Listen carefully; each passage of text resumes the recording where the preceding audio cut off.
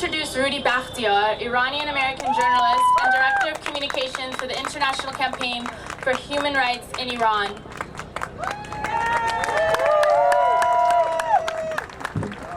سلام هموطنان، خوش اومدین. باریکلا شما که امروز اومدین. اینا رو میگن ایرونی. شما ایرونی هستین. ما اگه صدای اونا نباشیم در آمریکا صدا نکنیم، اونایی که الان خفه شدن در ایران کی براشون صحبت کنه؟ این وظیفه ماست که برای اون کسایی که الان حبس شدن، کشته شدن، بهشون تجاوز شده، ما صداشون باشیم. باریکلا شما که اومدین، باریکلا به این جوون، این ساناز، بیجان که این برنامه رو راه انداختن. خواهش میکنم براشون یه دست بزنید.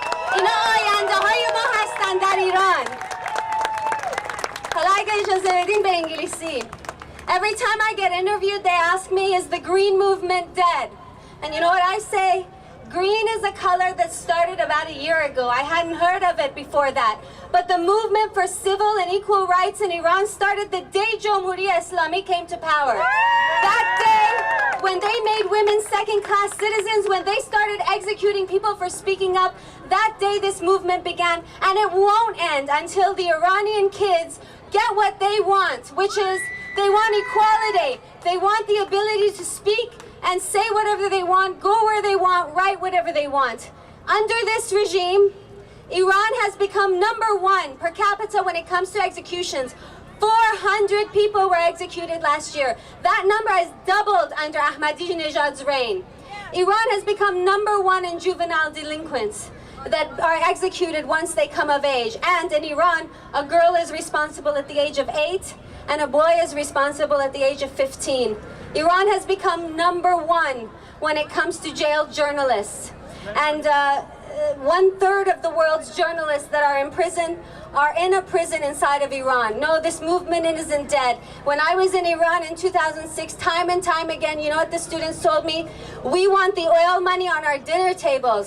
Why is it that we are such a rich country that we could be an energy superpower and we're sending money to Hamas and Hezbollah when I don't have a job and when I graduate, I won't have, inflation is so high I can't even buy a house. So until our youth get what they want, I don't care what color it is, there's going to be change. If you think that you can't make a difference, I'm here to tell you that you can. It is an honor for me to introduce our next guest. And the reason is the reason why I joined this campaign is because she was in prison. And I couldn't speak out under my other job. And I said, I'm going to be in a job where I can speak out for her. Her father called me and said, I haven't heard from my daughter Roxana in 20 days. What should I do? She called me 20 days ago and she said that they've told me if you don't speak out, they'll let me out in 3 days. And I said, I'm sorry to tell you, Dr. Saberi, but they say that to everybody. And you have to speak out. We all have to speak out. Please go on television, go on CNN, talk about this, and then go to Iran and represent your daughter. And when I said that, I was shaking, and I tell you, there were nights that I didn't sleep because I was so worried that as a result of him speaking out, something would happen to our beautiful Roxana. But I'm so proud and so happy to be able to introduce her here to you because despite the fact that they've threatened her life if she speaks out, every time she gets a chance, she's speaking out for those who can't in Iran. Please help me welcome Roxana Saberi.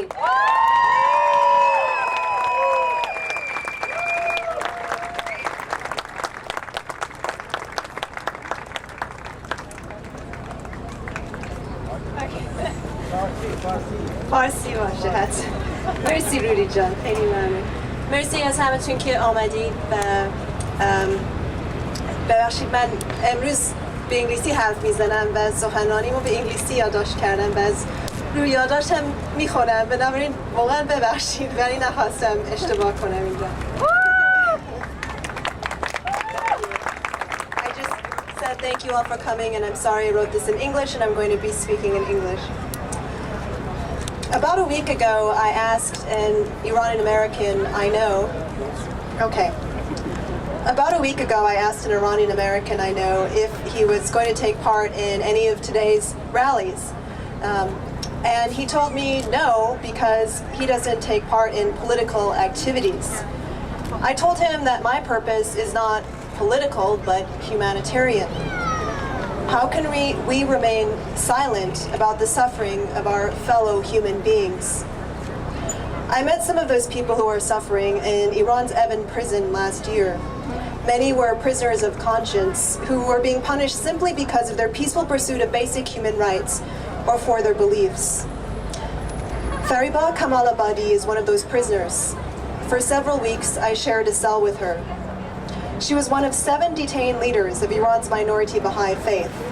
They were facing serious charges, such as insulting religious sanctities that could result in the death penalty. Yet they had not been able to see an attorney even once.